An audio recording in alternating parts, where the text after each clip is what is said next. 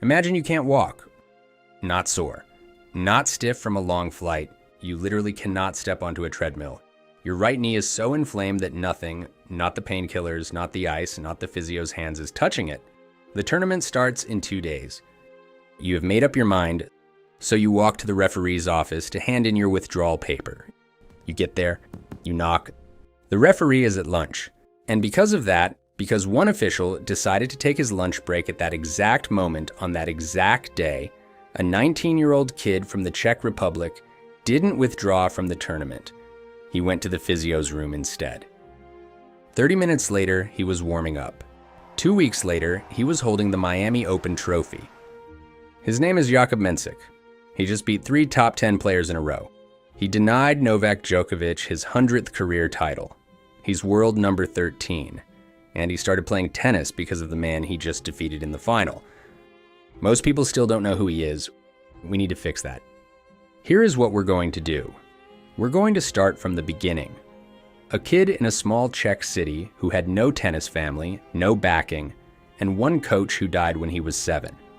We're going to trace the relationship with Djokovic from the moment it started to the moment it became the defining story of the 2025 season. We're going to break down what actually makes Mensik dangerous. Not just the highlight reel, but the one number that explains every win and every loss. And then we're going to have an honest conversation about the Grand Slams. Because the question nobody is asking, but every player on tour is starting to think about, is this: is Mensik already who he's going to be? Or are we watching someone who hasn't hit his peak yet? Prostějov is a city in the Czech Republic of about 44,000 people. 100 meters from his family's house were public tennis courts. 500 meters away, private ones. His father, Michal, played ice hockey. His mother, Katarina, skied. Nobody in the Mensik family had ever picked up a racket. But Jakub, at around the age of 5, watched the neighborhood kids hitting and walked back inside to ask his parents if he could play too. They found him a coach named Ivo Müller. And by all accounts, Müller was extraordinary. Not because he was technically brilliant, but because his father described him as the best man for growing the right love of tennis in a child. Not pressure, not drills, until dark. Love. He built the thing from the inside out. On June 6, 2013, Ivo Müller died of cancer. Jakub was 7 years old. His father said it was the first time they ever had to have the conversation with him about death, about loss, about the fact that the people who shape you are not always there to see what they've built. But he kept playing, and he kept getting better.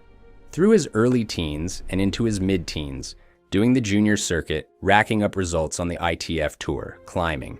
And in January 2022, at 16 years old, Jakub Menšík walked onto the court at Melbourne Park for the boys' singles final at the Australian Open. He was ranked world number 2 in the ITF junior rankings. He was the real thing, and he knew it. He lost the final, suffering thigh muscle cramps late in the match that cost him. But that result alone was enough to put him on the radar of people who watch junior tennis for a living. Novak Djokovic was in the crowd for the 2022 Australian Open Junior Final. After the match, he sent Mensik a video message. He had seen the match. He saw something he liked. And he told this 16-year-old Czech kid that if he ever wanted to, he could come to Belgrade for a week, train with him, use him as a hitting partner. Mensik's response was essentially, "Why would I say no to that?" He flew to Belgrade. He trained with Djokovic, not just on the court, off it too. He watched how Djokovic moved through a day, how he prepared, how he thought about competition. He later joined Djokovic for another stretch in Montenegro. He said that off the court, Djokovic is the nicest guy he ever met. That when you pass him on the street and talk to him, you're not even sure he's a tennis player, just a normal person. Mensik has said multiple times, and without any apparent performance of modesty, that he plays tennis because of Novak Djokovic. That watching Djokovic as a child is why he got up every morning and decided this was the thing he was going to do with his life. That is the weight of it. Idol, mentor, and eventually target. In October 2024, they met for the first time across a net that mattered, the Shanghai Masters quarterfinal. Mensik had been on a strong run, beating Andrei Rublev and Grigor Dimitrov to get there. and then he faced Djokovic. He lost 6-7, 6-1, 6-4. He was too aware of who was across the net. Too much reverence, not enough aggression. But something about that match clicked into place. The knowledge of what it actually felt like to compete against Djokovic. Not just imagine it. Quick pause here to ask you to subscribe if you're new here. It really helps my new channel grow so I can keep making great tennis content for you. 5 months later, they met again in Miami. This time, Mensik played like Djokovic was just another opponent. He wasn't, but Mensik needed to believe he was. Before we get to Miami, we have to establish why Miami was even possible. Because Mensik's rise through the rankings is one of the more extraordinary trajectories in men's tennis in recent years, and most of it happened while he was still technically a teenager doing homework. May 2023. Mensik is 17 years old and ranked number 333 in the world.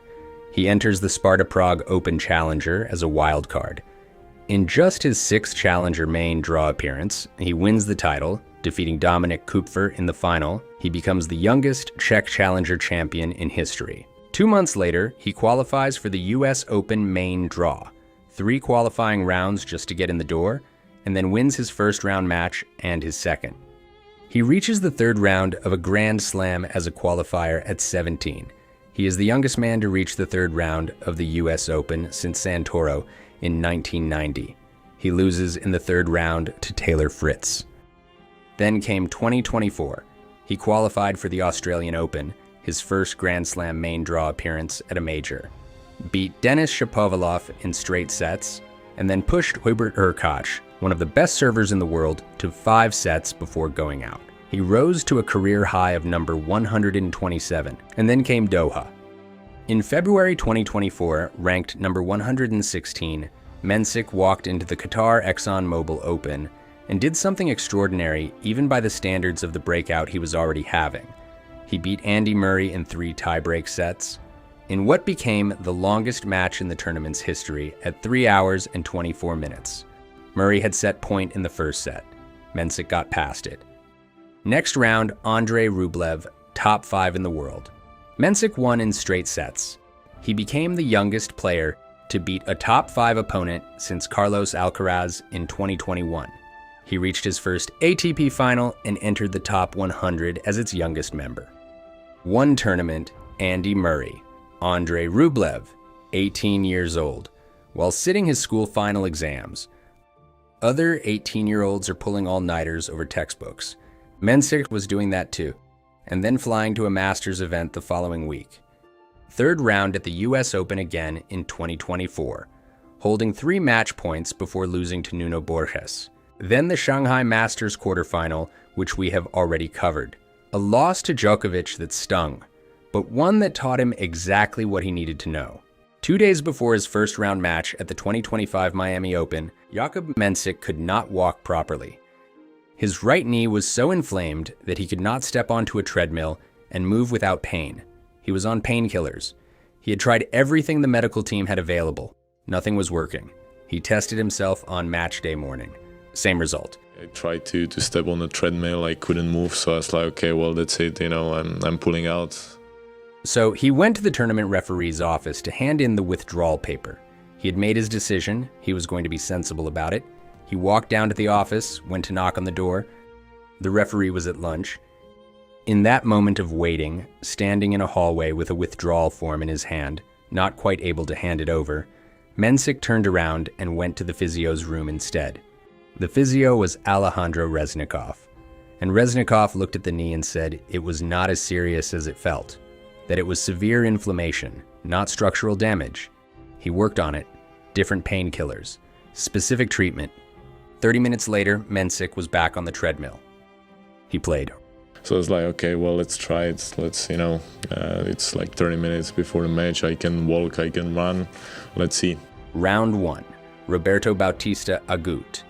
Mensik won 6-4, 3-6, 6-1. His knee had 1 day off before the next match. It started improving. Day by day, the inflammation dropped. And as the knee got better, something else happened. His game clicked in. Round 2, Jack Draper, the Indian Wells champion, world number 7. Mensik beat him. Round 3, Roman Safiullin. Mensik beat him.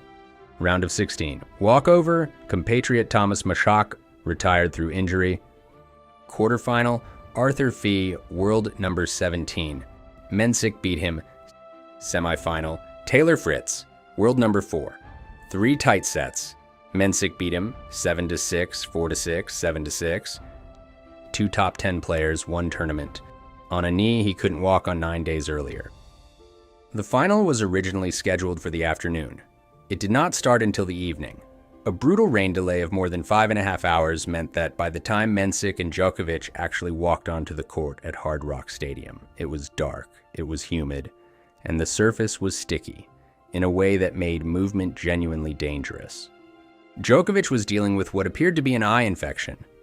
Visible puffiness under his right eye had been noticed at his morning practice, as he refused to use it as an excuse for anything. Over 405,000 fans had attended the tournament overall. The stadium was full despite hours of waiting. They were chanting for Djokovic. This was his court, his history, his moment, chasing his 100th career title, chasing a record 7th Miami Open crown. Mensik was ranked 54th in the world. He was 19 years old. He was playing his first Masters 1000 final, and he was standing across the net from the man he had started playing tennis because of, and he was locked in. The first set went with serve all the way to a tiebreak. Mensik had broken early, but Djokovic broke back, and they traded holds in the thick air until 6-6. And then came the moment, where Djokovic retrieved a drop shot and hit what looked like a winning lob over Mensik's shoulder. A classic Djokovic defensive recovery turned into a fence, a point ender. The crowd was ready. Mensik leapt, one-handed, overhead, backhand smash, Pete Sampras style, brought down hard on the other side of the court. Winner, 4-0 in the tiebreak. He never looked back. Djokovic slipped trying to retrieve a Mensik overhead later in the set. The wet spots outside the service box catching him out. He would fall 4 times during the match. He called for towels to be brought out. Nothing helped. Mensik served it out. First set, 7-6. The second set followed the same shape. Both players holding, both players fighting through the conditions. Djokovic's unforced errors began creeping up as exhaustion and the humidity set in. His legs were heavy. In the second set tiebreak, he smacked his own thighs to try to get them moving. 2 uncharacteristic backhand errors into the net. Match point to Mensik. Mensik served at 124 miles an hour wide. Djokovic lunged. His return sailed over the baseline. Mensik collapsed onto the court. 7-6, 7-6, 14 aces. 84% of first serve points won in the first set. Djokovic broke him just once across the entire match. In the trophy presentation, Mensik walked to the camera and wrote on the lens with his finger, "First of many." And then he turned to Djokovic and said the words the whole match had been building toward since 2022. First of all, Novak, I mean, everyone knows you're the one. Because of I'm here, you know, I watched you growing up, and when I was young, I started to play tennis because of you. Djokovic looked at him and said, with a smile that cost him something, "It hurts me to admit it, but you were better. In a clutch moment, you delivered a good, unbelievable serving, and just a phenomenal effort mentally as well to stay tough in a difficult moment. For a young player like yourself, this is a great feature." Mensik then thanked the physio watching from the stands and said, "He did a miracle. Because of him, I stepped on the court." What Mensik had just done was this. Only the 4th player to win his debut ATP title at a Masters 1000 event, joining Carretero, Woodruff, and Portaz. The 2nd youngest Miami Open champion in history, behind only Carlos Alcaraz. The first Czech player to win an ATP Masters 1000 title since Thomas Berdych in 2005. And the man who denied Novak Djokovic both his 100th career title and a record 7th Miami crown. All while running on a knee he could not walk on 11 days earlier. So what happened since Miami? January 2026. Mensik wins the ASB Classic in Auckland, his 2nd ATP title. The final against Sebastian Baez takes 82 minutes. he serves 18 aces. In the first set alone, he wins 95% of his first serve points, 21 from 22. He becomes the youngest Auckland champion since Juan Martín del Potro in 2009. February 2026. He walks into the Qatar Open in Doha and beats Jannik Sinner. Yes, Jannik Sinner, world number 2, 4-time Grand Slam champion, the man who, alongside Carlos Alcaraz, is at the absolute summit of men's tennis right now. Mensik beat him 7-6, 2-6, 6-3. Held his serve untouchable in the deciding set. It is the highest-ranked opponent he has ever defeated. His career record against top 10 opponents now stands at 9 wins, 9 losses at 20 years old. Now here's what most people skip over when they talk about Mensik, and it is the single most important technical thing you need to understand about why he wins: the serve.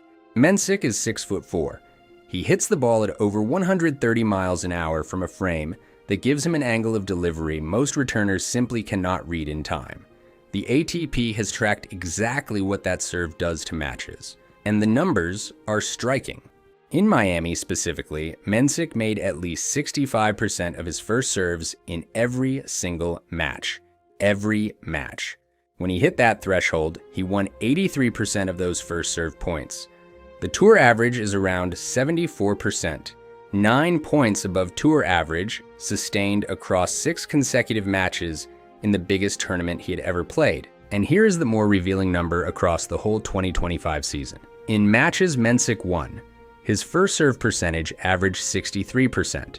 In matches he lost, it dropped to 54, 9 percentage points. That is his entire season right there in a single number. He is not a different player when he loses. He is the same player with one dial turned slightly the wrong way. Which means the work is not mysterious. It is not about talent.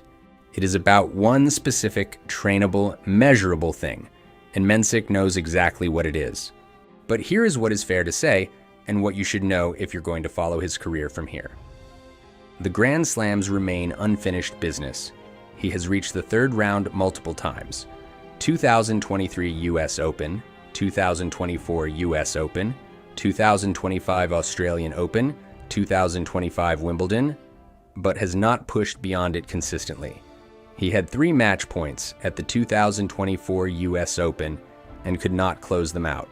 He squandered 2 match points at the 2025 Australian Open before losing in 5 sets. At the 2026 Australian Open, he finally broke through to the 4th round for the first time, the second week of a slam, and then retired through injury in his match against, of all people, Djokovic. His career grass record sits at 46%. His weakest surface. The mental load of 5-set tennis across 3 weeks is something he has not yet been tested by at the very top. These are real open questions. But here's the other thing. He is 20, he has 9 top 10 wins, and the arc of his improvement from 333 in the world 3 years ago to 13 today is not slowing down. It is accelerating.